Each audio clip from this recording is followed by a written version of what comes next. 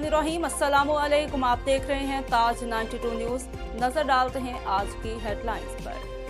दादू से शहानी अकरम की खबर शामिल करते हैं। उस्ताद अब्दुल हफीज शहानी के खिलाफ झूठा मुकदमा दर्ज करने के खिलाफ जिला की सियासी और समाजी रहनुमाओं और असातिज़ा ने सिविल सोसाइटी के हमरा सिंध प्रेस क्लब दादू के सामने एहतजाजी मुजाहरा किया। महकमे तालीम सिविल सोसाइटी में बायोमेट्रिक असिस्टेंट फैसल मस्तोई और CMO फातिमा घल्लू मुसलसल असातिज़ा के खिलाफ झूठे मुकदमा दर्ज कर रहे हैं।